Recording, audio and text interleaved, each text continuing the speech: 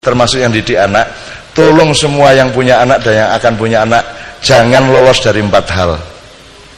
Anakmu harus menguasai 4 ini, harus oke dengan 4 hal. 1, akhlak, tidak ada tawaran.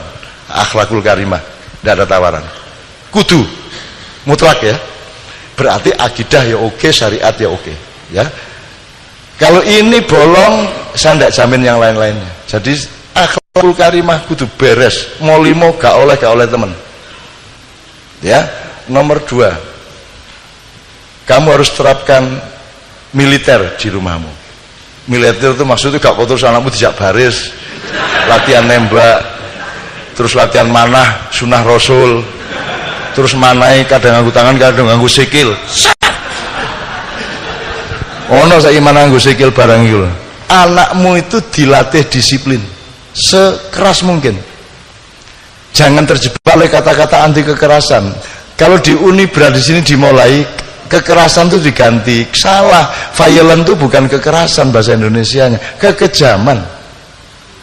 Anti kekejaman. Nek kekerasan apa anti? Lah nek kon gak keras metenge ya apa? Kudu keras. Lah kalau tiang bendera lembah lah gak ngadeg genderone. Tiang harus keras, tembok harus keras. Ya toh ilmu itu keras, limo adalah limo, keras. Kok anti kekerasan ya apa karepmu? Lah nglempret terus kan. Anti kekejaman. Bener enggak? Kalau Anda di Unibro ganti itu tok, itu sudah revolusi besar. Sudah lumayan. Anti kekejaman, bukan anti kekerasan. Kekerasan harus, tulang harus keras. Ndas, lah ndas gak keras sih lho. Tak godir nih. Lah nek ndasmu godir ya apa? Ya kudu keras. Gimana toh ini bahasa Indonesia ini gimana toh ya Allah? Anti kekejaman. Oh, kekerasan belum tentu kejam. Halus pun bisa kejam, bener nggak? Dan ya Allah, ya apa sih arek-arek iki kok keliru iku lho. Ngene, kon melendi tak tonyo raimu, tak nyek bapakmu. Melendi kon. Kejem di ngenyek bapakmu tak nonyo raimu. Utawa ngene wis gak nyek bapak wis. Kon milih tak kampleng tak idoni. Yang mana yang kejam? Yang lebih kejam kan ngidoni, karena itu menyangkut martabat. Kalau cuman dipukul itu hanya menyangkut fisik, meskipun sedikit dimensi martabat. Tapi kalau ngidoni, jundu apa? Yang jundu itu sudah mulai kekejaman. Apa mana kok nyeluk kon dengan nama bapakmu? Ya, misalnya loh, jenenge bapak sampean jenenge. Paidi, oke. Kon regane. Di, gitu kan. Kalau langsung berabak toh, gitu ya. Padahal apa salahnya? Wong itu nama bapakmu. Dan tidak ada urusan pukul, tidak ada urusan ngamplung, tapi itu kan kekejaman yang luar biasa, betul enggak? Tolong difillah itu mas apa? Kata itu adalah anti kekejaman, bukan anti kekerasan. Keras kok tidak boleh. Makanya yang nomor 2 tadi anak harus mengalami kekerasan. Kekerasan itu adalah sembahyang titik, kudu gelem titik, tangi titik, iki wis jam 5:30 adus titik, keras. Nek luwes gak sekolah anakmu. Ya enggak. Nek lembek gak dadi kan. Mudah-mudahan ini kelihatannya cuma ilmu kata, tapi ternyata sangat substansial. Iya Mas ya? Oke. Iki manco, iki makan jawab. 2 ya. Akhlak, militer, disiplin. Nomor 3, akuntansi. Perkenalkan anakmu, biasakan anakmu untuk menghitung segala sesuatu, bukan ngitung dalam arti util, tapi memanage, ngerti hitungannya. nek aku ngene ibuku atine ya apa, nek aku ngene guruku ya apa, nek aku ngene meneh terus aku ya apa.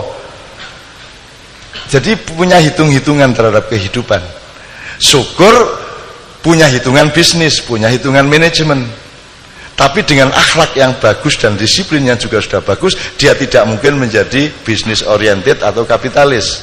Kapitalisasi boleh sebagai salah satu unsur dari karier yang berakhlakul karimah, tapi tidak boleh kapitalisme menjadi pusat perilaku hidupmu, kan gitu. Tapi tetap kudu ngerti, tetap kudu ngerti yang ketiga akuntansi ini, ya. Kecil diperkenalkan dijak ngitung, arek cilik lak gak ro Bu, ono arek SMP kelas 1 ngomong ini, "Mah, mbok sudah to ke ATM to, kan tinggal ngambil." Lho gak ono duit, gak iso jelasno ibune. Jadi anak itu dipikirnya kotak itu tempat uang, kita punya kartu tinggal ngambil. Kan padahal urusannya adalah kita punya simpanan apa tidak, kan gitu. Anak ini ndak ngerti.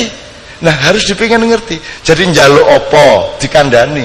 Sik ya, iki gak apa-apa tak tukokno tapi kan dulu ya iki regane sakene meneh-meneh nek kon misale gak iso tuku ngene-ngene iki aja getun. Mulai saiki kudu sinau nyambut gawe, kudu sinau akuntansi. Jadi anak saya itu beli apa saja diajak ngitung sama ibunya. Bahwa kamu besok-besok belum tuh bisa beli ini. Kalau sekarang kamu ingin makanan ini, minuman ini, es krim itu, jangan lupa besok-besok kamu harus beli sendiri, tidak bisa mendapatkan saya atau ibumu untuk membelikan. Kamu harus mulai ngitung hidup. Jadi akuntansi itu maksud saya. Jadi muhasabah kalau bahasa Arabnya. Muhasabatul hayat. Nomor 4 IT. Jangan ada yang tidak menguasai IT. Di wilayah apapun, syukur Anda menjadi programmer. Sebab seluruh penipuan yang menyangkut Anda itu yang ngerjain adalah programmer. Sehingga rano konsentrasi sarafmu ngene mergo ndelok film ngene, omongan ngene, itu semua programmer. Jadi Anda harus jadi programmer. Paling tidak fardu kifayah. Harus ada di antara Anda yang menjadi programmer, gitu ya. Anda harus menguasai server, Anda harus menguasai macam-macam. Kalau perlu Anda juga hacker-hacker dan cracker-cracker.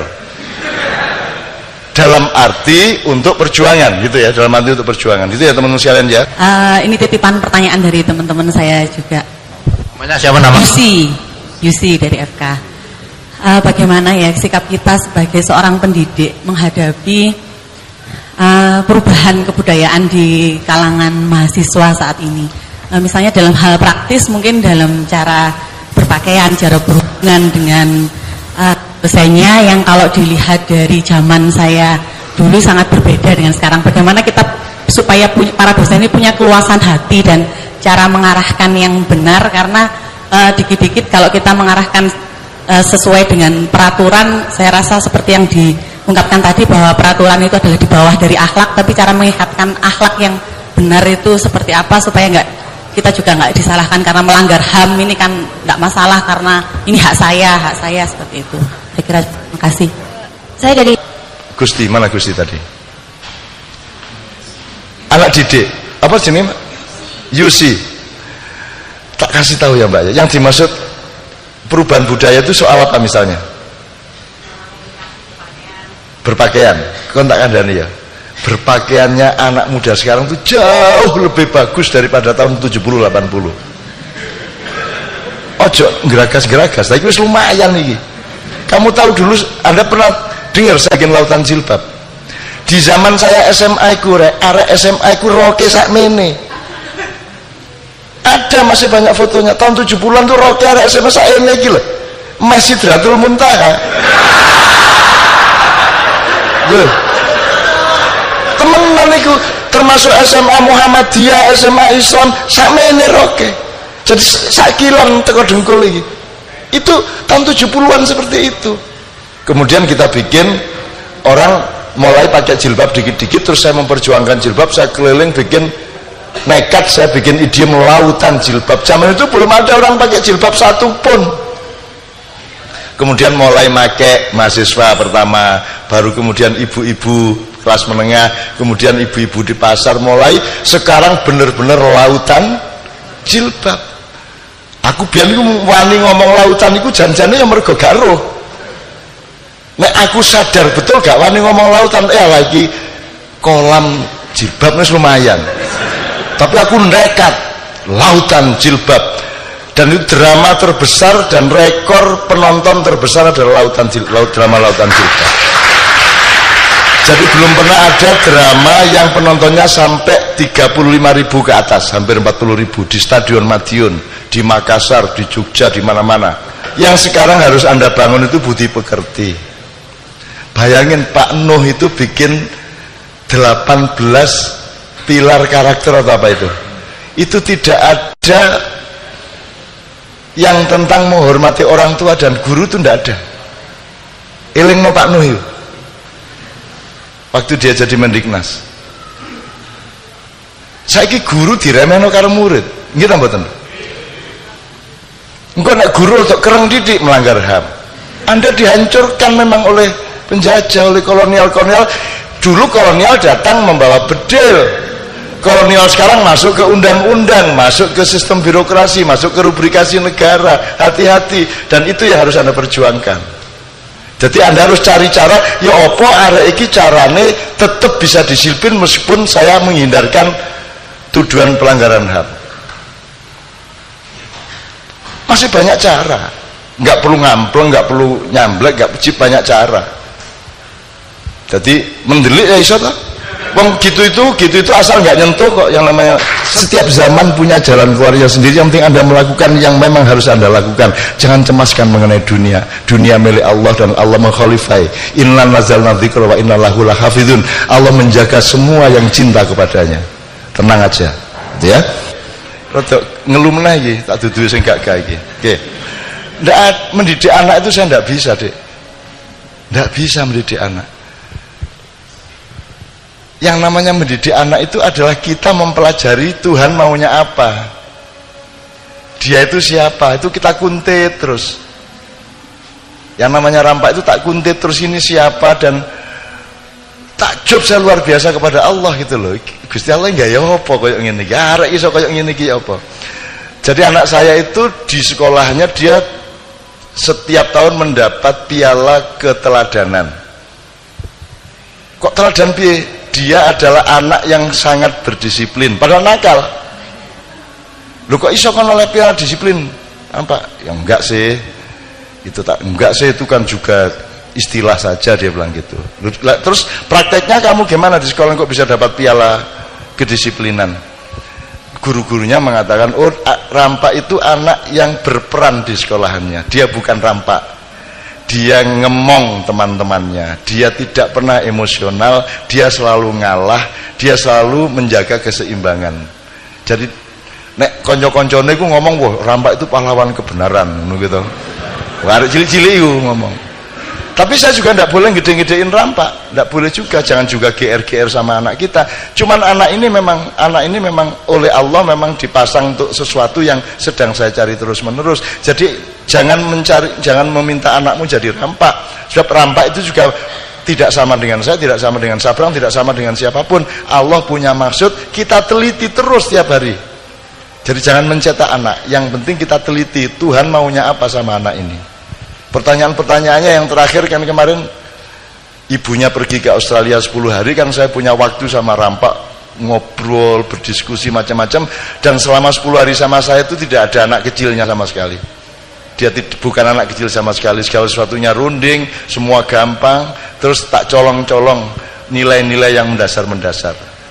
Terus kemarin begitu ibunya datang, dia berangkat sekolah, saya tanya, Rampak, sip ya kita kemarin kan diskusi banyak nih, inget tau kemarin apa saja poinnya yang kita diskusikan?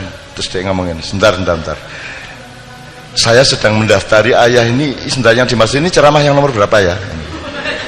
Asu ya, ceramah nomor berapa? Jadi aku ini digadulinan karo dhek, oh ya iki bapakku ceramah ya wis tak rungokne, iki nomor saene ngono lho aku. Dadi dhek iki selalu lebih tua dari orang yang berkomunikasi dengan dia gitu. Nah itu Allah, konsepnya ke Allah, jangan ke dia. Karena Allah itu mentakdirkan sesuatu, itu namanya personalitas, itu ditentukan oleh Allah. Kamu nyari, kamu meneliti, karena si rampak dan anak-anak siapapun sebenarnya mereka sedang berproses meneliti siapa dirinya. Dan rampak itu peneliti yang luar biasa atas dirinya. Sebentar. Aku ini masih takut loh sama hantu. Bentar, aku takut. Saya ngomong ngono. Nah, kalau gitu kita analisis, kamu takut itu hantu apa konsepmu hantu? Terus kayaknya sebenarnya saya takut itu konsepku sendiri. Ngomong ngono kuwi. Jadi dia bisa analisis gede. Nah, ajarilah dia berpikir jernih, ya analisis yang apa? Yang ojo GR, ojo minder. Jangan gede-gede ojo tak turute gitu ya. Oke.